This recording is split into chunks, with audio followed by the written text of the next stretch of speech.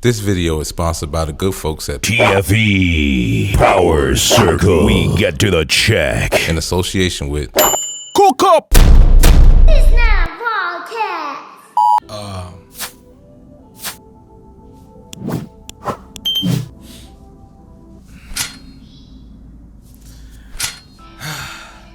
These are the times you hate, when every now and then you get those good TV shows and things like that. Now, I usually binge watch these type of things, you know what I'm saying? But this time around, there's quite a few TV series that you often catch if you're a busy person like myself. You know, like I'm more so a late bloomer most of the time when I view these things. And okay, for example, like The Sopranos. Everybody loves Sopranos, right? I mean, hands down, I think that is one of the greatest TV series, dramas, mafioso, I'm a mob buff, ever created in life. That was a mobster movie buff's dream to have something like Sopranos become a TV series. Here's another one, The Wire. Who don't like The Wire? You dig what I'm saying? Another classic series that I was a late bloomer to. Like, when it was out, never really had a chance to watch. We didn't watch a lot of TV, you know what I mean? We was in the street. So I didn't get a chance to really binge watch. And I'm a movie head, a movie buff. I'm one of them type of people, I'm like, we watch the same thing over and over again 100 million times. I think I've been like that since I was 2 years old. You know what I mean? It's just one of those habits that I got from my old man. We can do everything in routine. I got that from my old man. Then it's a few of them that I enjoy that I actually catch and watch it on. But this is not what this is about. No, ladies and gentlemen. Nope, not at all. This right here, though, breaks my heart. This is about as heartbreaking as when Netflix canceled The Get Down, which I'm so heartbroken by that one. I'm gonna actually do a vlog. We're gonna dedicate something to The Get Down. They should bring The Get Down back. Well, that's another story for another day. But yesterday, it happened. This was something like, if you know, for those of you that don't know, I am a lifelong diehard Lakers fan. For the record, I'm from Chicago. I am a Bulls fan. Let's not do that. But in this household, it was only two teams that we could root for back then. Outside, if it wasn't the Bulls, we had a favorite team, and then you had the Lakers. You had the Bulls and the Lakers. You weren't rooting for nobody else. And since I was a kid, since I was a little boy, since the days of Magic Johnson and Kareem, the Showtime Lakers, I've been a fan of the Los Angeles Lakers by default. I am a diehard fan of the Bulls. Not so much now, but this is, if you're a Lakers fan, and I know every Lakers fan is different, especially if you're from the city of Los Angeles. However, when we get to our heroes like the Michael Jordans, the Magic Johnsons, the Kobe Bryants, if you fit into the hero icon category, you're gonna show your loyalty and your allegiance to your heroes. In this case, HBO, another one, one of my all-time. That is like one thing on my bucket list, is to work with HBO. I'm gonna put that on the record. That's one thing I will share with y'all. Like, HBO is on my bucket list. Always have been. Any filmmaker, HBO is just the best of the best, top notch, hands down. Always have been, always and forever will be. Shouts out to HBO for just being a focal point in my life when it comes to television, cinema, you name it. HBO is that. With that being said, HBO gave us a treat yet again by blessing us with Winning Time. It tells the story of the Showtime Lakers. It tells the story of Magic Johnson, the story of the Buss family, the late great Jerry Buss, one of the greatest owners of all time. It tells his story when he purchased the Lakers and the first decision that he made when he drafted Magic Johnson. For all the fans, everybody that follows the Lakers, we all know the stories, and I'm not here to regurgitate the Magic versus Bird saga. I'm not here to talk about the Lakers versus Celtics. I am simply here to talk about Winning Time. Let's start with the first season.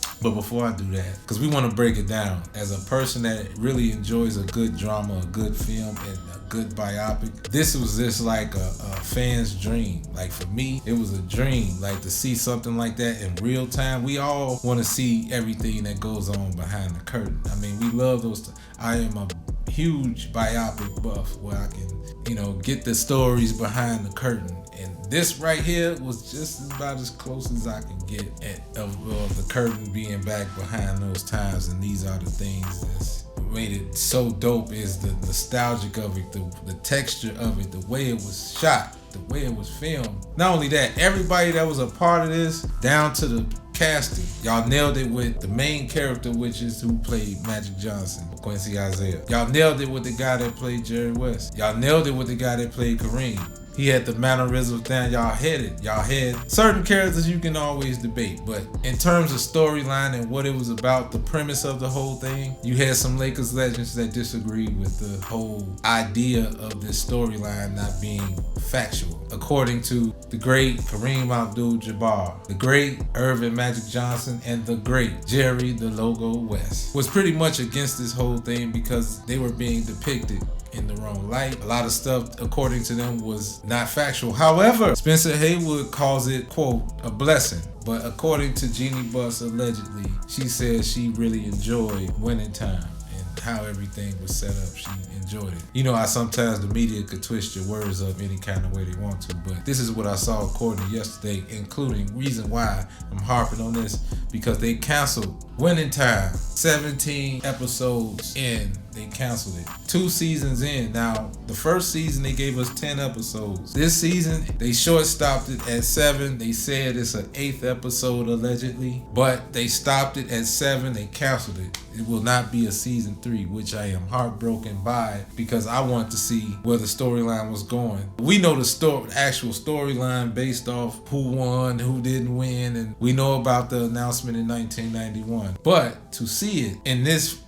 way, almost like real time, you know, even if the story was accurate or inaccurate, because it was based off a book, but at the same time, so they must not agree with the book. And then sometimes in movie world, they have to kind of embellish the truth a bit just for the sake of movie purposes. Sometimes they add fictional characters. We put it on as a disclaimer for those of you that actually read. Although our legends disagree with everything, like even Norm Nixon has something to say. Norm Nixon's son actually plays Norm Nixon in the series, for those of you that don't know. So I could tell like the budget, everything that was behind the whole thing. Even the dude that played Red Auerbach, and the guy that played Larry Bird. I mean, they had it. I mean, for the most part, they had it, man.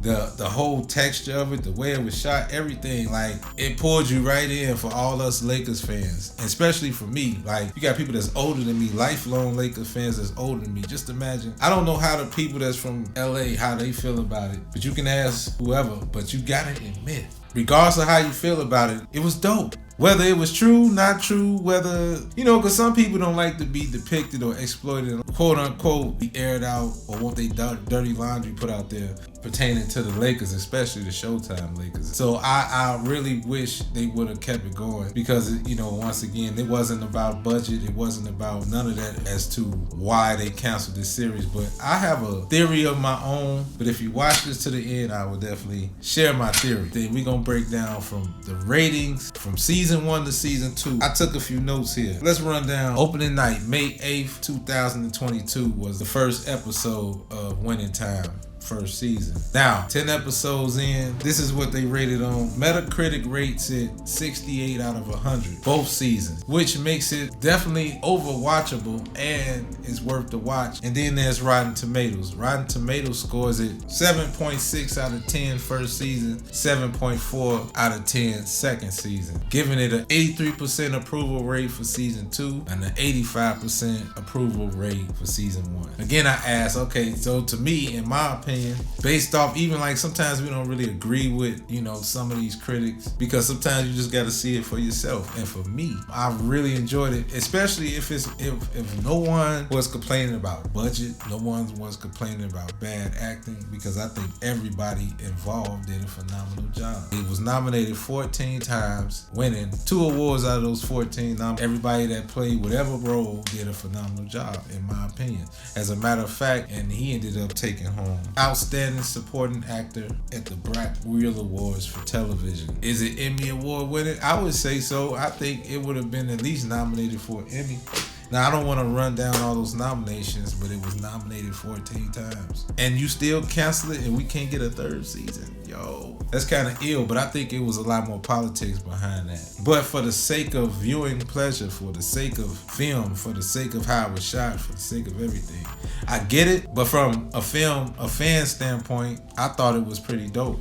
September 17th, 2023 was the last episode. The 7th episode, although on the internet it says it's going to be 8 episodes, but it was really 7. I would love to see that 8th episode, but then again, if you saw the ending of the 7th episode, they kind of like sped the process up. So I guess behind the scenes, they probably already knew they were going to cancel it out. But in theory, I guess I could share my theory. So in theory, I just think that, the powers that be and the legends didn't approve of it. Although they gotta admit it was greatly shot. Even the actor that played Mr. Johnson, you couldn't get no closer of a spitting image. It was like the brother that played Tupac. I mean, he did a great job. The movie was terrible, but he did a good job nonetheless. And this dude nailed it. For me, I thought the series should have went longer because it was a damn good series. Well shot. It just put you in that mode that it put you right there. They had the right soundtrack. They didn't shortstop on the nostalgia. I'll just say that they did their thing. I guess they put it at a halt at 84. We couldn't get to the back-to-back championships. We couldn't get behind that story. We couldn't see the 86 Celtics. We couldn't see the 91. If they would have put a lid on it there, man, as much as I would want it to in a perfect world, we would love to. It went about a good 6 seasons at least, just like your typical classic HBO series usually do, about 5 or 6 seasons. And within that time, I'm pretty sure we would have got a Shaq lookalike, a Kobe Bryant. I would have loved to see that. But, it's another story for another day. I just wanted to say, man, I had to dedicate a This Is Not a Podcast to this episode. I had to dedicate a This Is Not a Podcast episode to this situation alone, just because I'm a lifelong Lakers fan. I just want to say, man, thank y'all for 17 episodes, HBO, and whoever was involved behind the scenes. I'm sorry the legends didn't like it how y'all depicted some of them. I thought it was dope for the fans to at least just to get a small glimpse. This is something we would love to see. Like, who wouldn't want to see The Last Dance come to life, like in a movie form, with all the theatrics of, we seen the real time? Who would want to see that? I know I would. I mean, I know Michael Jordan and the rest of the team probably wouldn't agree to it. And, everybody got to get paid too. So, it's a lot of politics that go behind those biopics. Just to attempt it, hey man, y'all did that, man. So I had to get on here. I know I'm kind of dragging this, man. I've been talking for about 21 minutes now on this situation. No, this video is not going to be 21 minutes, but I just had to go ahead and do my due diligence because I had to talk about this one, man. So anyway, make sure you like and subscribe and hit that notification button. I probably didn't say it in the beginning because I'm still processing this whole thing, man. Shouts out to the whole entire Laker Nation.